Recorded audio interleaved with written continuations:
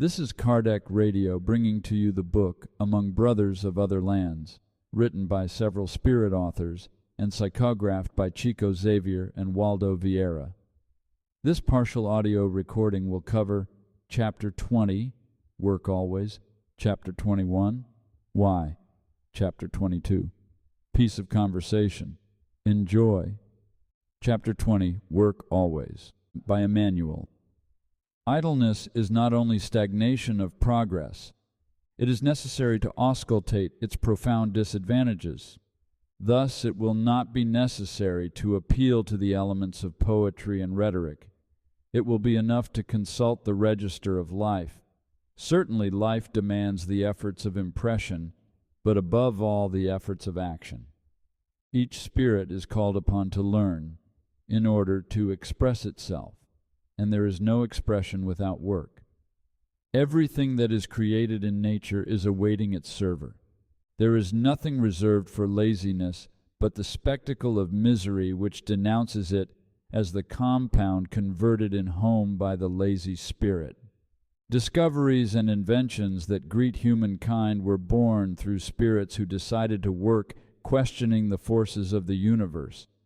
Genius is applied diligence. Throughout millennia, millions of human beings crossed the pathways of earth with difficulty, benefiting the sweat of beasts.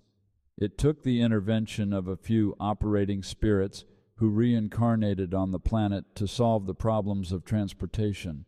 And in less than a century, humanity of today moves from pole to pole with speed superior to sound, if it desires so.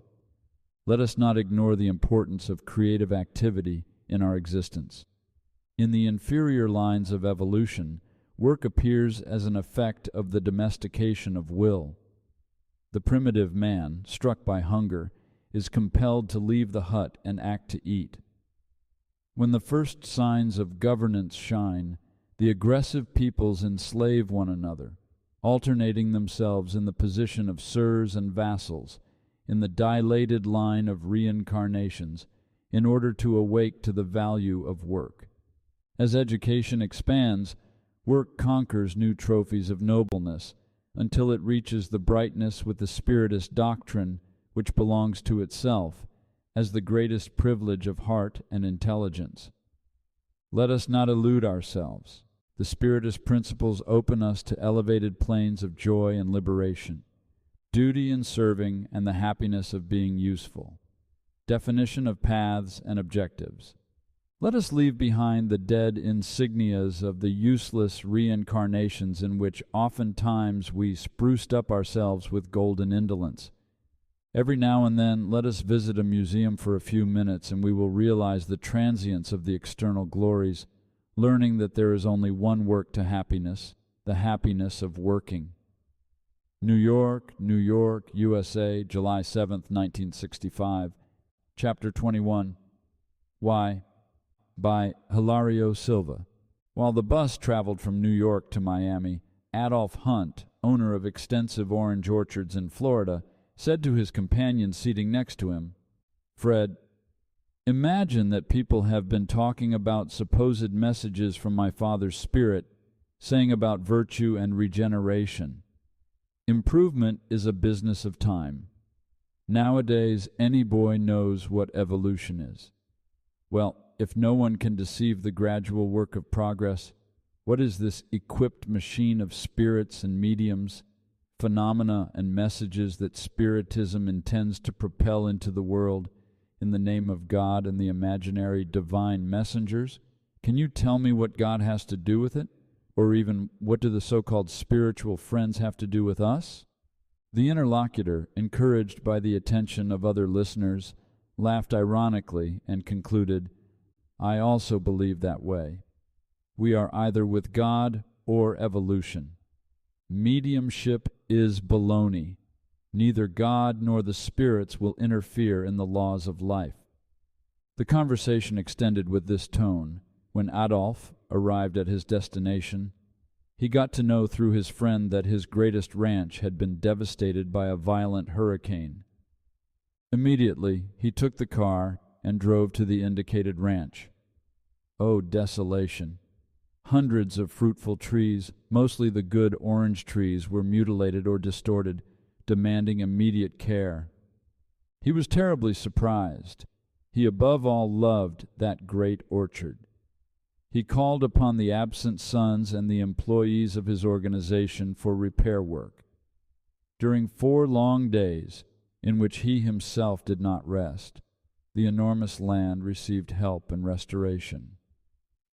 On the 5th night, after the disaster, when he finally got to rest, he dreamed of his father, telling him with a benevolent smile, "My son, if you, my grandchildren, and our collaborators in service, imperfect as you are, engaged in such care for the salvation of the orange orchard, why do you deny God, our Father of infinite love and the good spirits, our greater brothers, the right to get interested in the improvement of humankind?"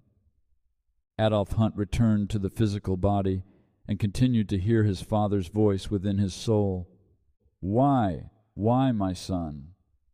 New York, USA, August 2nd, 1965. Chapter 22, Piece of Conversation, by Brother X. In regard to the dissemination of the Spiritist doctrine, said right now Samuel de Serene, an old friend of the Israeli culture, I recall a simple event that the centuries erased, and he told us, once in the first years of Christianity, the plague devoured a great extension of Cappadocia and Galatia, reducing industrious populations to despair. After the fulminating disease, hunger came, and, with hunger, appeared sadness and scarcity, affliction and abandonment. Large movements of solidarity were improvised here and there to help the victims. The appeal to the public's generosity reached Antioch, where a group of abnegated Christians gave of themselves to the apostleship of serving.